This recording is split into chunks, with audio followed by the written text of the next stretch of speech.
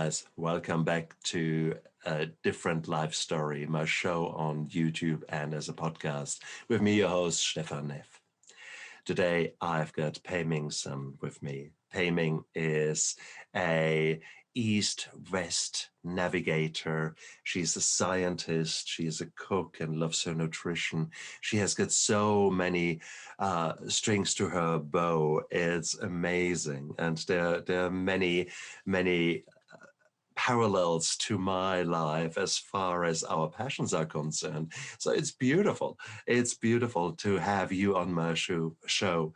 Pei-Ming, welcome. Thank you so much, Stephen. This is my pleasure. I really like to see somebody in the virtual space and share my experience. And I love that navigator side because everybody's a navigator. Well, isn't and I'm it? lucky to have a both side. Absolutely. And your origins are far from the US where you live now. Your origins are from Taiwan, isn't it? So, and you didn't really wake up one day in primary school and thought, I'm going to be an East-West navigator. No. I mean, how did it start? How did your life start? What did you want to become when you grow up? Well, actually, I want to be an actress. Excellent. I actually direct my show when I was like fifth grader. It just have a lot of fun. I direct my friend to do whatever I want him to do, and that feel good.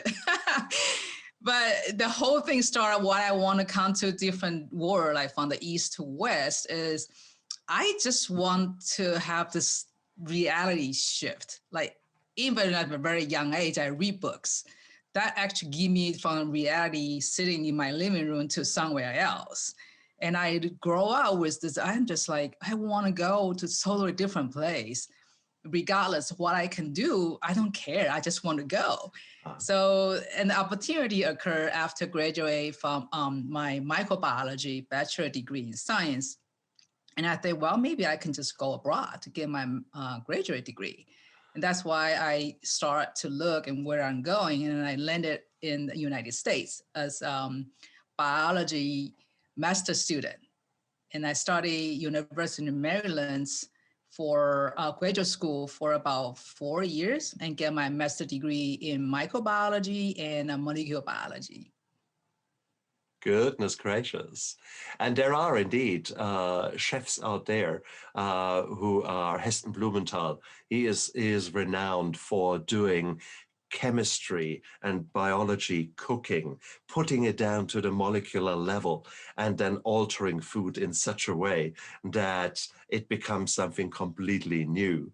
So there you are. So there's already the science there in you. What attracted you to microbiology? It's quite a subset of biology, isn't it?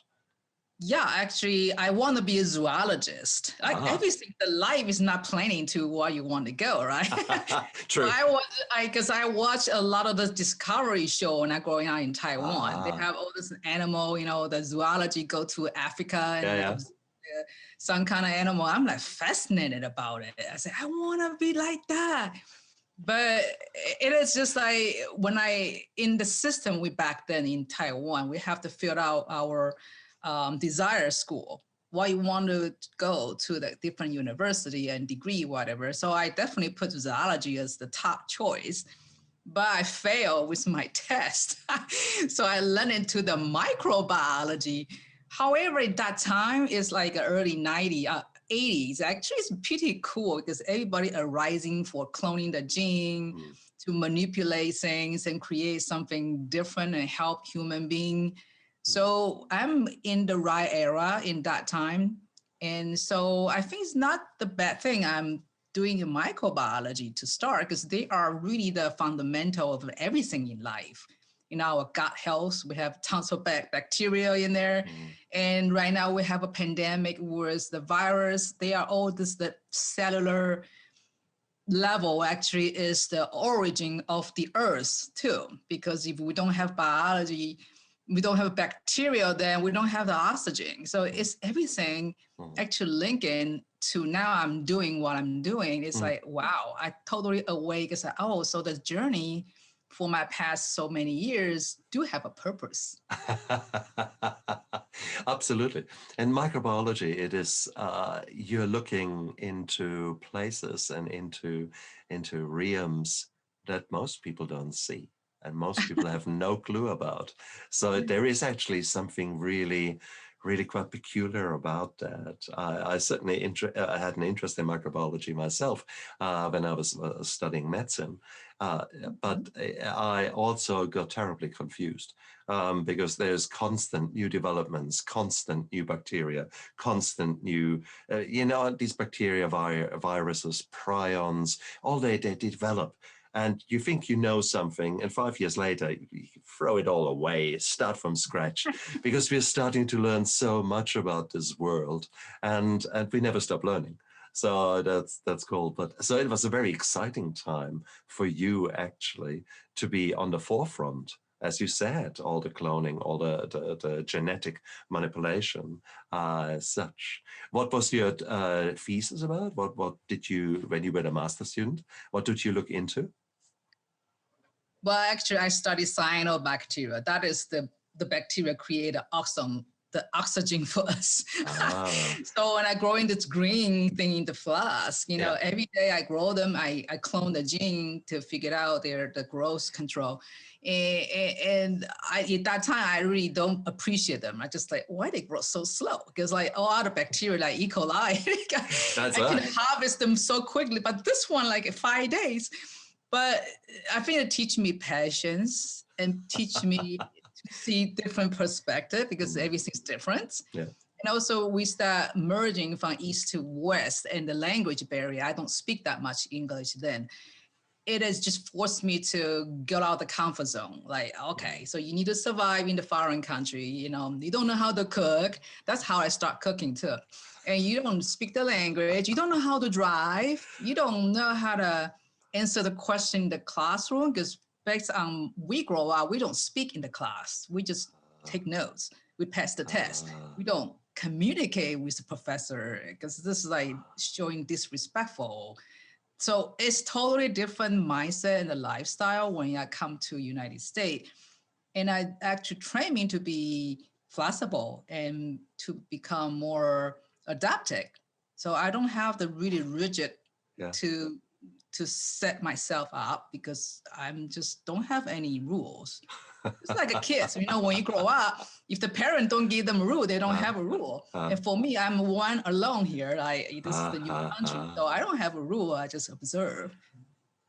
How interesting. It's actually another parallel between us because I came from the German system, and it's certainly at the German system, when you do medicine, there is the God up there, not up there, is even higher, that's the Chefarzt, and then he has got 2 or 3 sub-gods, and then there are the minions. And then there are the students underneath there. So yes, I know exactly how you felt. And there was, I remember asking my Chefarzt one day, you're doing it always the same way, and you're always using the same drugs to send patients off to sleep. Could you not use another drug instead of this one? And he looked at me and said, do you want to leave us already? Okay, and that was the 1980s. So there was this kind of attitude, you don't ask, I tell you what to do. So bloody hell. And then I came to the UK and suddenly I was encouraged to open up my mouth. I was encouraged to be inquisitive. And it was such a culture change. And nowadays I wouldn't have it any other way, for crying out loud. So I could not go back to a very regimented system that does not encourage flexibility of thinking, adaptation, all these kind of beautiful things that make life worth living and life expanding. It's only because when we ask questions that we actually suddenly come up with new answers that people thought were impossible. And that's the same with you. So here you were, what a transformation from probably more a shy girl, by necessity and culture, shy and different, to now 80s in the United States. So did you have a perm? Did you have big blow up hair as was the culture with shoulder pads. Did you have, how did you look in the 80s? Yeah, I actually got shocked when I come in because, like, the clothes, everybody there in the summertime, they wear like, for me, it's like, oh, they like, actually, they wear the underwear. Like, huh? Yep. Then the woman, I think I need to go swimming. So I go to the woman locker room. I'm like, I'm running out. I was like, no way, they have no clothes on them. I cannot stay in there.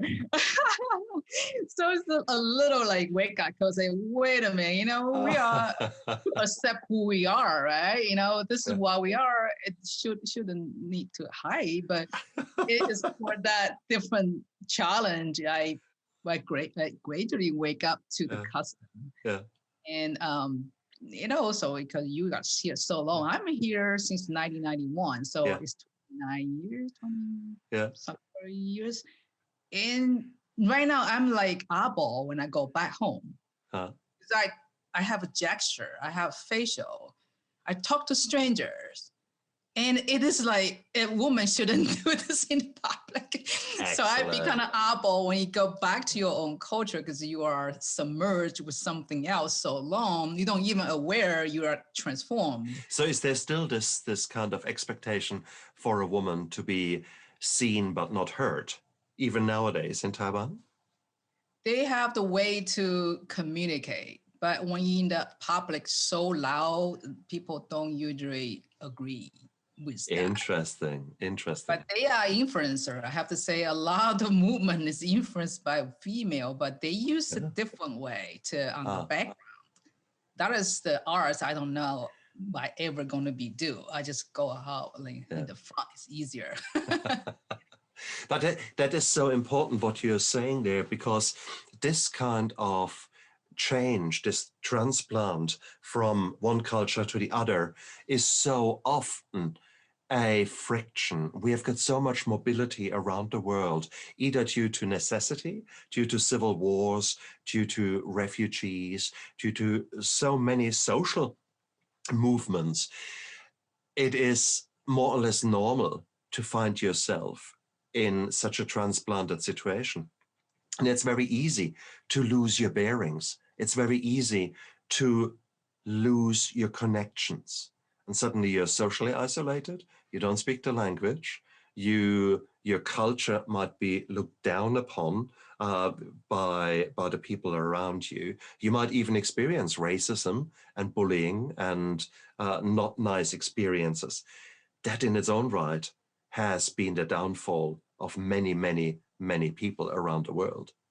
It also has been the challenge that some people used to rise up from. And that's what I hope that we can show today, that here you are, the navigator of East and West, that this cultural shift can be actually a very positive thing when you let it be. It indeed is. But in the first time when I experienced this challenge, I don't perceive that as positive. I so angry.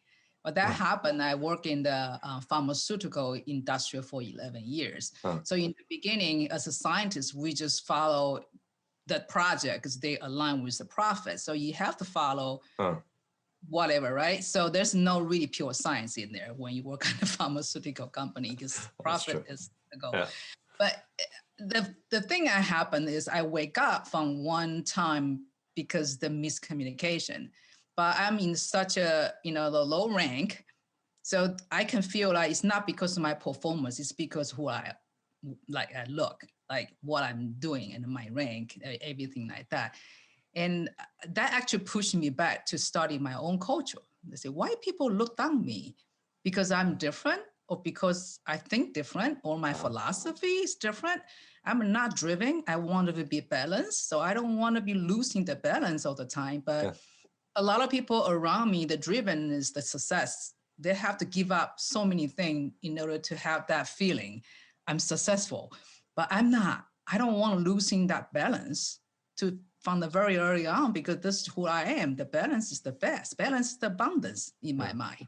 If you lose the balance, you lose the abundance because you're going to use up something pretty soon. But in that time, actually forced me back to read all the philosophies, ancient Chinese practice, Qigong, Tai Chi, Mm-hmm. and all that for the mindfulness-based training. And I just like, I think actually I'm finding the reason why people around me, they are not happy. They're, really just like they're Exactly. going around, they focus on the wrong thing. So in that moment, actually, that's 20 years ago. And this is my first wake up. One time I went to work with all the stress, right? Angry and stuff. And I usually don't know how I get to my work because my mind is somewhere else when you're driving because I'm so stressed out. But when I get into the door, for some reason, I just look everything different. Like, oh, it's so shiny. I can see through people's mind. They're not happy. They have things in their mind. They're worried. And I was like, what happened to me? And that's my first wake up because I'm so angry. I'm so focused on learning all this mindfulness thing. So I practice something. Then that's how push me to that moment. But it's very, very short lived. I would say about 10 seconds. I'm just like, wow, what is this? Okay. So I think that would be just like you described when we in the situation is really pressures and things can happen. You can go down to get more depressed or you can go up to wake up a little bit. I think that's what I had in that 20 years ago. How beautiful is that? Because it could have been very different. You could have been one of those women who actually reaches for a bottle, who actually reaches for alcohol or for other mind-altering substances, or for behaviors like gambling, that you forget that you lose yourself for many hours in the slot machines. We see that here. Ebook I read because I told you reading from a very young age is for me to change reality. So when I'm reading, I'm in the book. So. Beautiful. So for you, yes. But I mean, when I look here into Auckland, Auckland is one of is the biggest city in New Zealand, 1.2 million or thereabouts. And there is a very strong Chinese culture and Asian culture there, mainly due to the fact that there was always lots of Asians in Auckland. But 1997, when Hong Kong, when there was the handover to the Chinese government, a lot of people didn't know where this is going. So a lot of Chinese created second homes here in Auckland. Mm-hmm. So the east of Auckland, it is quite permeated with Chinese and then Taiwanese and then people like that. The interesting thing is we also have got casinos there in Auckland. When you go in there, it is Asian. 90%. Well, I love gamble, to be honest, but I'm not addicted to it. Yeah, exactly. I like that focus about, okay, you do this. And because I think gambling is everybody's. Yeah. We always gamble. That's right. We don't know, we just get in to see what happened. That's gambling. So true. And why do you think that things like Candy Crush and all these apps on the phones are so literally addictive? Because it's essentially a version of gambling. That is, if you do it right, it shouldn't cost you too much, or shouldn't cost you anything actually. But unfortunately, time is precious. They lose a lot of time. Absolutely, and time is everything. You're so true. And there we're coming back to the mindfulness and to actually living your life in such a way that right now is the most important moment. What happens tomorrow, you don't know about. And what happened yesterday, it has happened. You can't do much about that. But it's right now, you've got that power, that possibility to live with intention. And I think you got that insight 20 years ago, that kind of laser sharp focus. And many people never get that. Okay, but I lost it big time. How did that happen? It's the life challenge. It's like so many things happened that 20 years. I have the work challenge first, right? That's how I get this wake up moment because I read. Then I have a relationship problem. I discover whoever I was with is not doing it's not really falling in love. It's just using me as some citizenship tool. So then I get out that depression because, think about you in a relationship, you should totally trust, but actually I trust somebody I shouldn't trust. So they get actually, I think it's more like a self-pity, like angry about myself, why I didn't see it, rather than angry at that person. But that actually more powerful because you kind of hate yourself more. So I got depression for 2 years and I get out as a single mom, raising 2 young kids, right?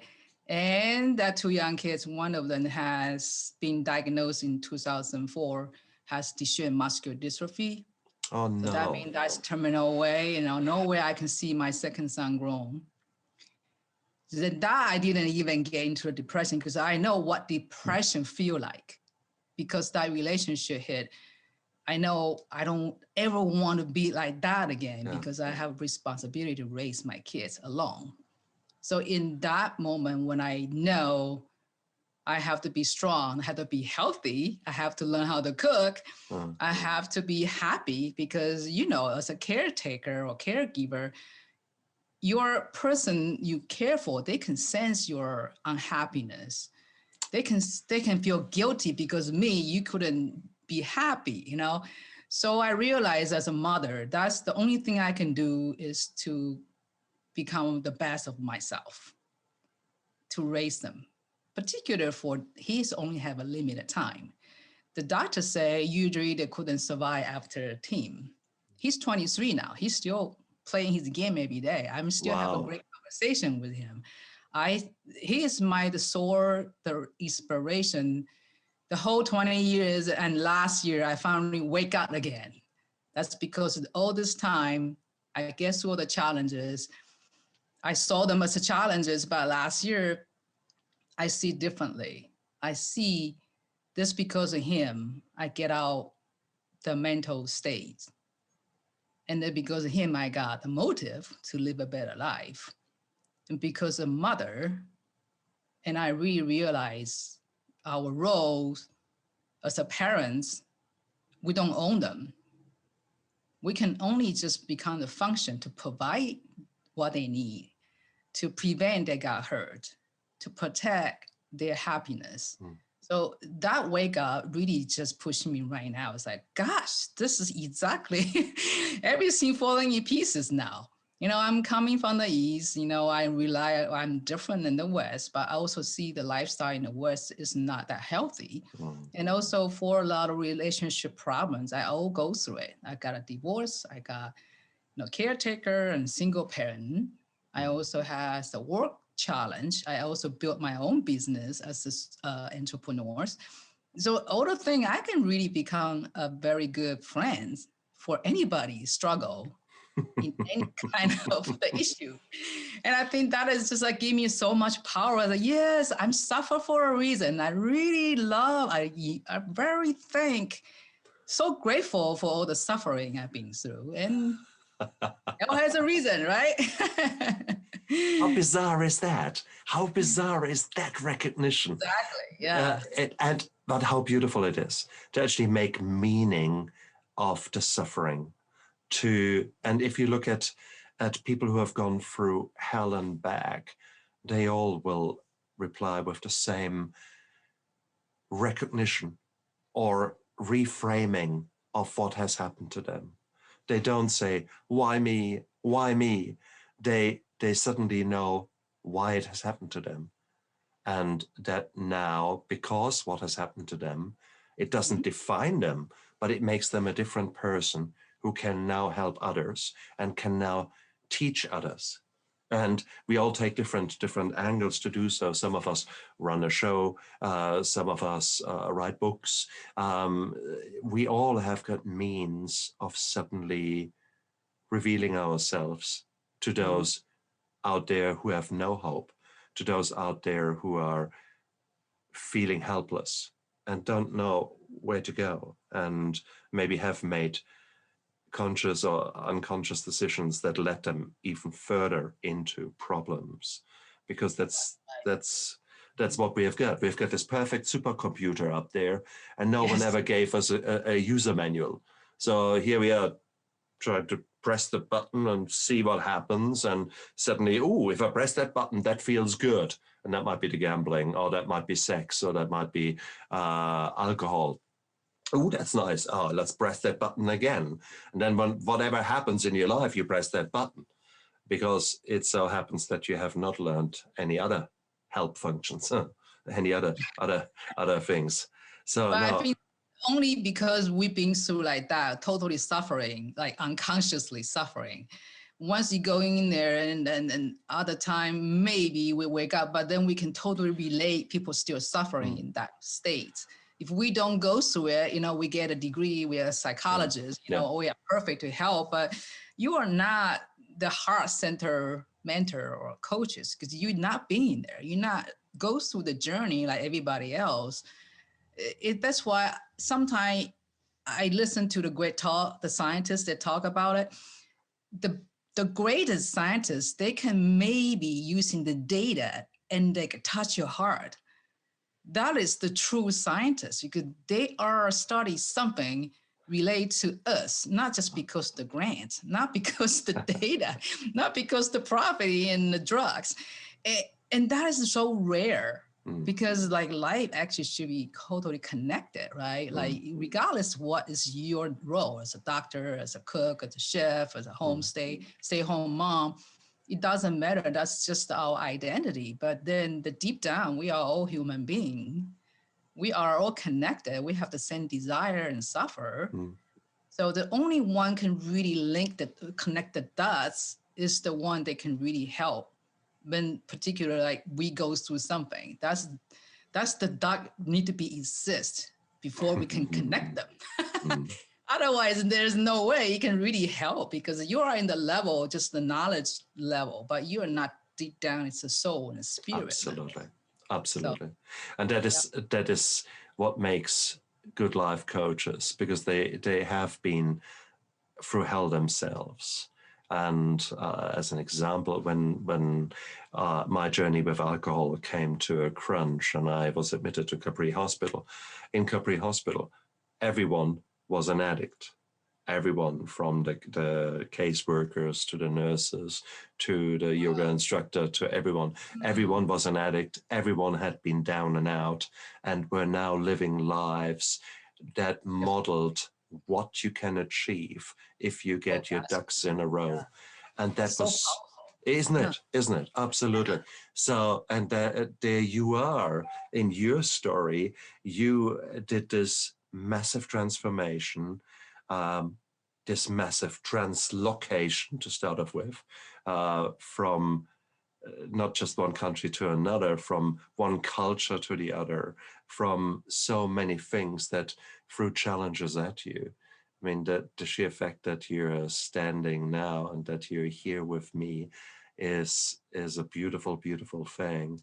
It could have been very different, as it is with probably so many other immigrants and other Taiwanese members of your community. I mean, is there a strong Taiwanese community in your area? At this time, it was very strong, but most of the immigrant from the East, like China or Taiwan, have become more Chinese now. But I think they are stopped. We don't really see a lot of immigrants here anymore. Oh, true.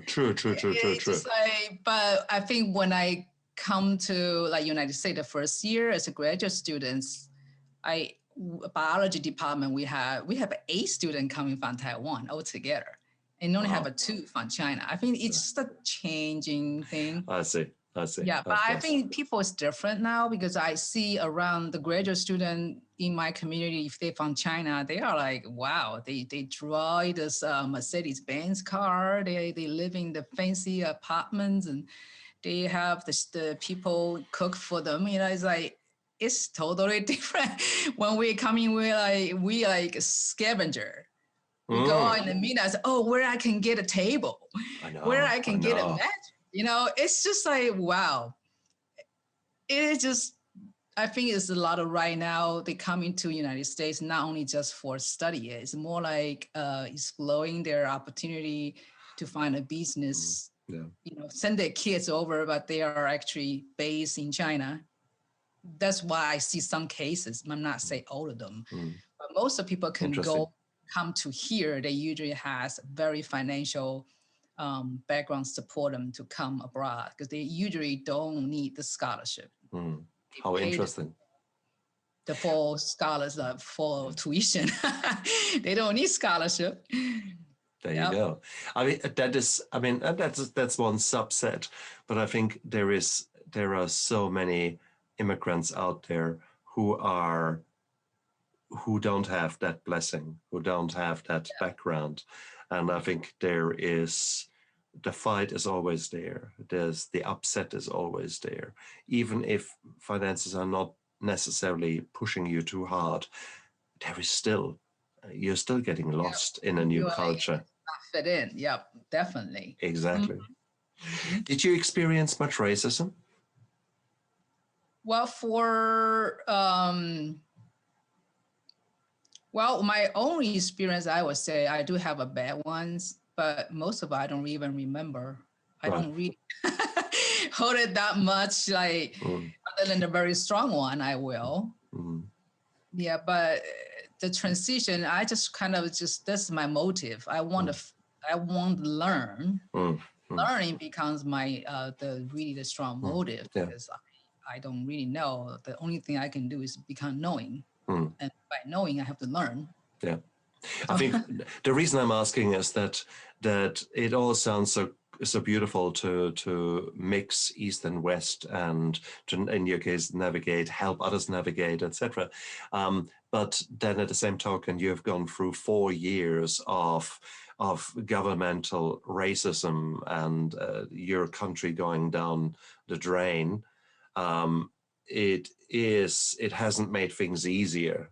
I think if at all, it has made things harder for members of groups that are not fitting into this white Aryan picture there. So I sound like bloody Nazi, but you know what I mean. There is a lot of racial injustice, and what would you say to someone who has been like you, coming across and had not been so lucky, has been on the receiving end of racial injustice? What would you tell that person? The thing helped me out is I have so deep on my own culture. Like I know what I know and who I am. Like not totally in that, but I don't lose it because I don't think if I learn English, I lose the Chinese. I see us adding in for another layer of the knowledge. So I don't ever lose who I am to start with. I don't, because people don't like my culture, I don't say, nah, throw it away. I don't want it. I don't have that. Because if you throw it away so deep in you, and you lost even more, right? So I think the only thing is, if they come into this country to survive and because they hate their own country, that might be a challenge because that is different. You will put a hope on this new land. That's right. I think that's better than whatever you had. But when you come here, it's not the same thing. Then you're really confused and you don't really know what's the first place you come here, even worse. So I think that's the really fundamental that you don't really influence by environments. Yeah, environment influences us, but we need to have a certain foundations there to make sure you never lose it. That is something you need to hold on to it. It's not because they are not good, not because somebody say they are outdated. As long as you know that's part of you and that serve you, like give you energy, give you motivation, then you should keep it. You don't want to give it up because someone says so. So true, so true. But that's a hard lesson, and that is a decision that each and every one of us needs to make. And that, of course, is overshadowed by trauma that happened in our childhoods. Some of our childhoods are not very nice.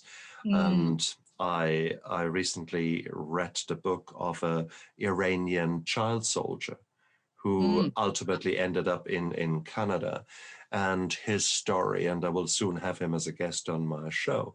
And there was so much trauma in his childhood, and then his moving from Iran to States and Canada. It was a brutal story. And he yeah, got lost. He got so lost in all that. And I can see that happening. I see that happening whenever you watch the news. And we had last year and the year before, we had huge refugee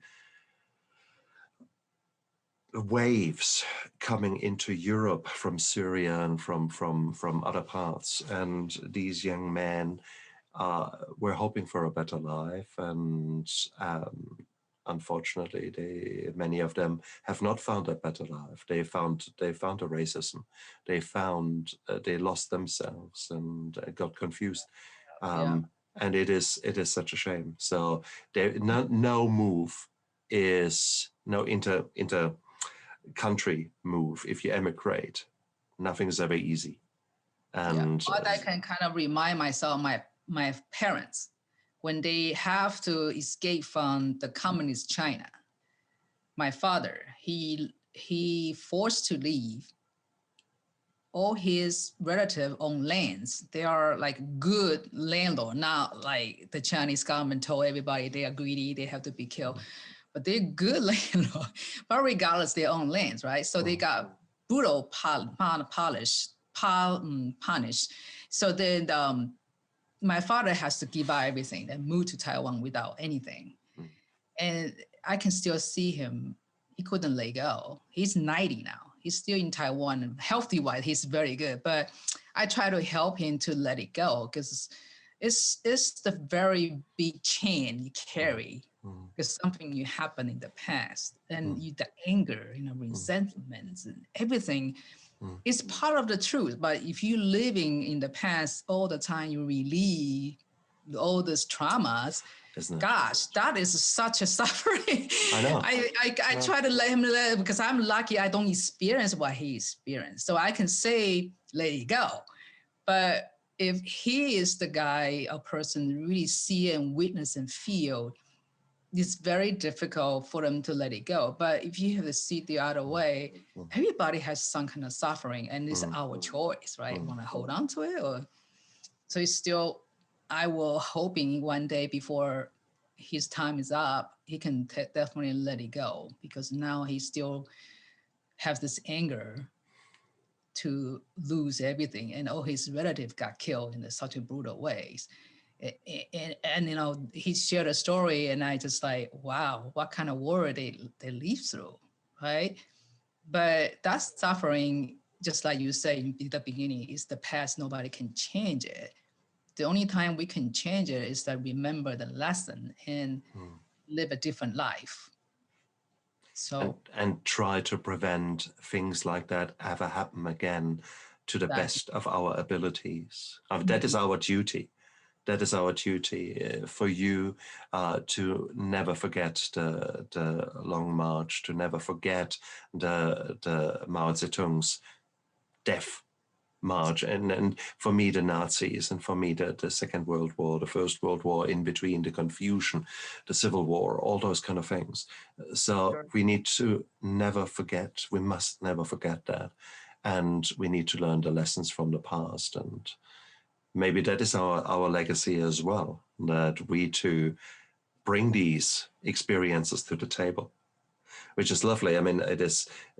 My wife is staunchly English in a beautiful way, and then she got in together with me, and we had many interesting discussions or even fights about her belief systems, which were a bit different than my belief systems, coming as far as history is concerned, and we both are now this combination, kind of East-West. It's more sort of German-English kind of a thing. But we grew together, and she learned to see her history in a different way. I learned to see my history in a different way.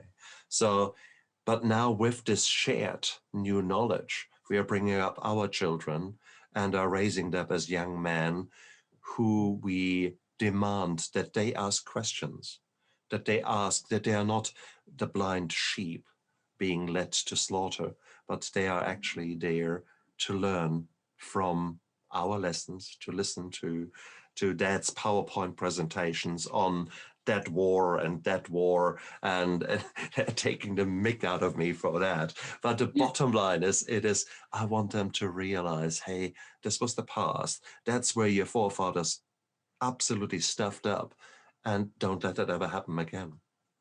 I think that is such a powerful message, apart from the personal transformation and your personal growth that you are showing here.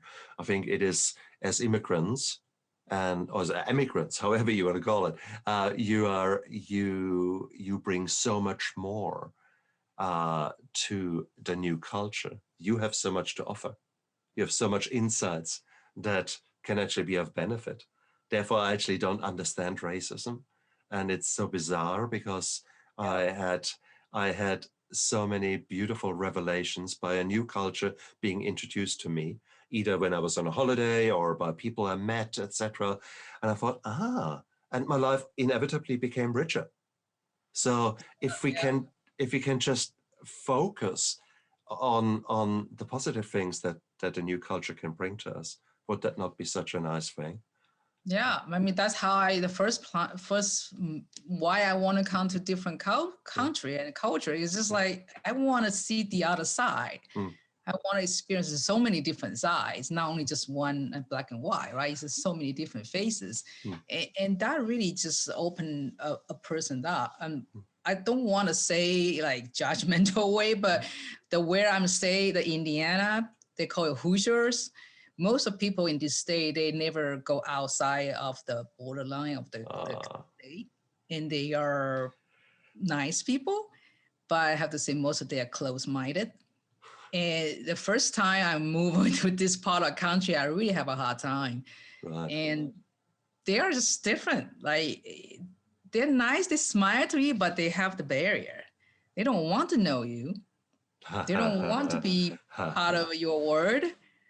But they tolerate you because you are working here. Particularly, I'm a scientist. I'm supposed to be kind of a good living people in here. So they respect my status because I work for something. But if I show up as who I am, they were just like, they don't really know how to deal with me because they are having less experience to integrate and interact with people from different places. Now it's getting better because the thing is, the Midwest in the United States got more of the influx people because the cost of living is lower.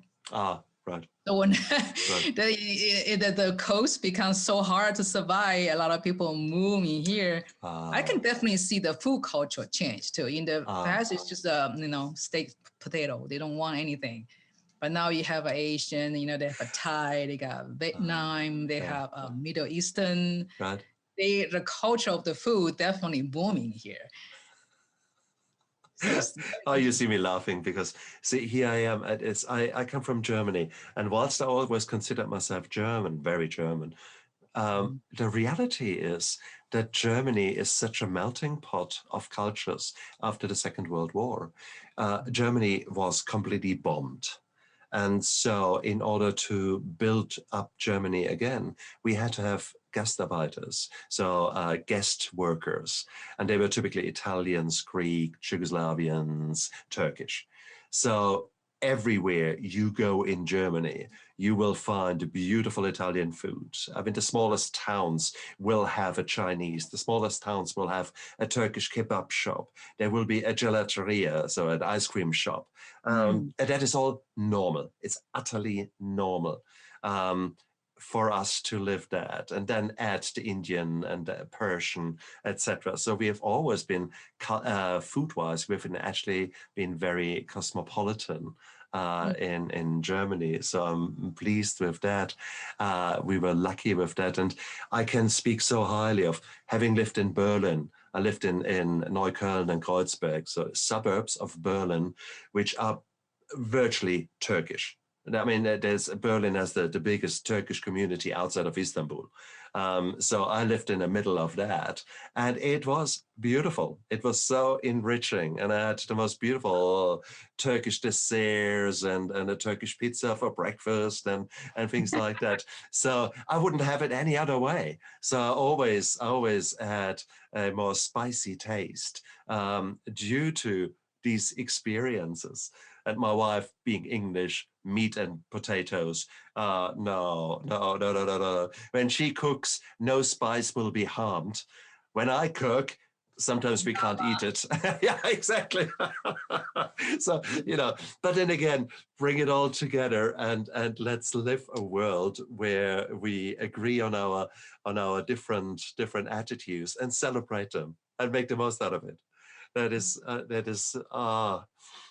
see, when we can fuse our cuisines, maybe we can fuse also our how should I say mind, the the, opinions, the that's right. conflict. That's Mhm. right. Maybe it is. Maybe this is the way forward in Indiana. That I don't know. Well, maybe that kind of pumped me to be a food truck owner. I own a food truck. Oh, excellent. I run food truck for 7 years because I think, hey, I can bring the Taiwan street food, which I grew up with, to this cultural desert, Beautiful. Right? Food culture desert. So I do it, but I barely survive. I cannot survive the 2-3 years in the beginning. There's nobody care what I invented because as a scientist, I do experiments, right? Yeah. I made things because they want texture I can change, or the flavor I change, ingredient I change. So I played around a lot of different ingredients and the recipes. Then I'm so happy to be on the street, right? Because they just look at me and say, did you have the fried chicken? Do you have the egg roll? It's the only thing they need. So in order to survive, I have to feed the demands of my customers. Sure. But the whole learning curve, I realized, you need to, as an entrepreneur, right? You have to really know what you're serving, who you're serving. Because you choose the wrong crowd, then you really not align with what you're supposed to do. Then you couldn't really have this long-term relationship. So then that's how the other reason I want to close my restaurant line, close my food truck line, because those two, they're the audience, not the one I want to serve. They need food services, they need food, but they only need the food to eat for pleasure. They only want the food because they don't want to learn how to cook. They just want to grab to go. That's the customer I served for like 8 years. Then I'm totally against that mindset. So the whole 8 years, I'm suffering, become like I don't really align with what I sell. I make money, but that money I don't feel like success at all, because this is totally against what I believe. People should eat home, people should cook, because when you cook, it's not because nutrition is the care. It's that spiritual connection with the people you cook with or you feed. That's how I feel as a mother. Like I'm busy, I'm tired, I can just grab McDonald's for them to eat. I did that for several years too. But then I just said, as I cannot do it anymore. Particularly, I know, my kids is not going to be here forever. Yeah. So then I wake up, then I train myself and force myself and do something totally different. And that the long run, I help myself too, because I can help others too, because this is how I get from depressed and eat lousy. I'm overweight. I'm about 35 pounds less than when I was living that lifestyle. So this whole thing is just like, we can see the reward differently now.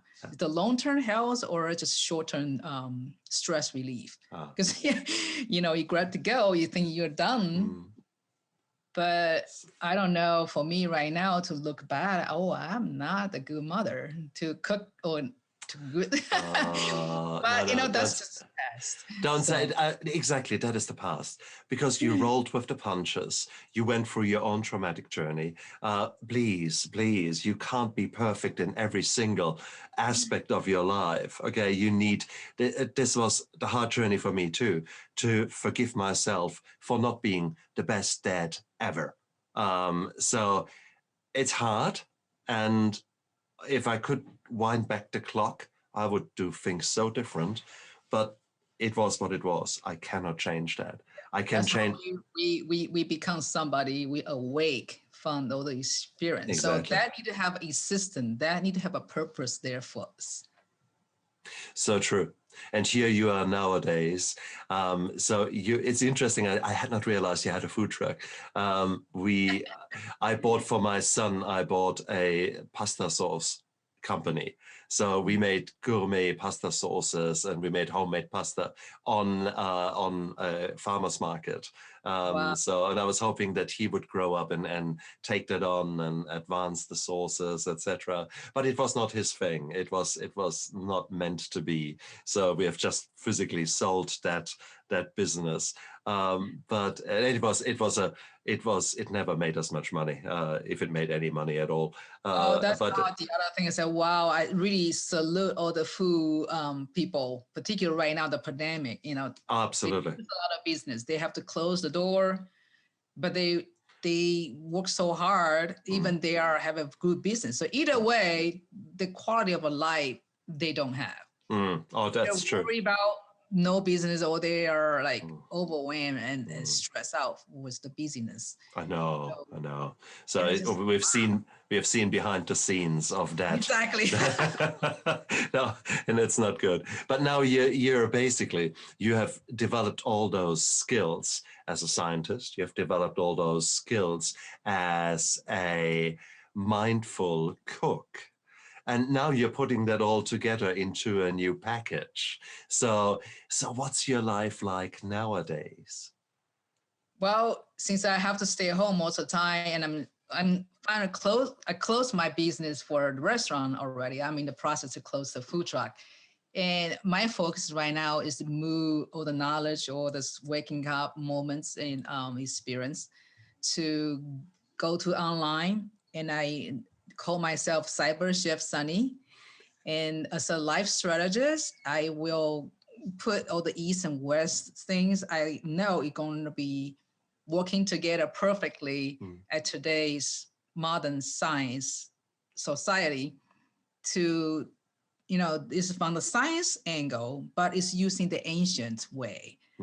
For example, right now we all know this called mind-body connection.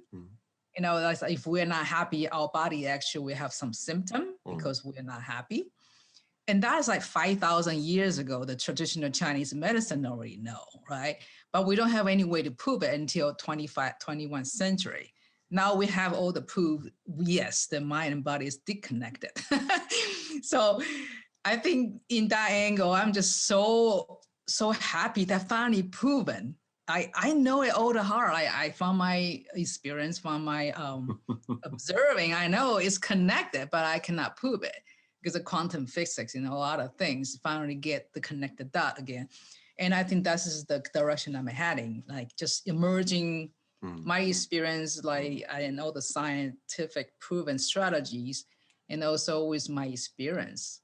Then I will hoping I can have the way to either educate it or just share the experience by talking in the podcast or write a book, or I can be somebody just hosting the live event. I become a speaker in some sort of the templates to let them know there's so many like knowledge out there. You just need to open your eyes. You don't judge them. This is the science or this is the ancient stuff. No, they are all knowledge. They are all something proven, right? They need to be integrated.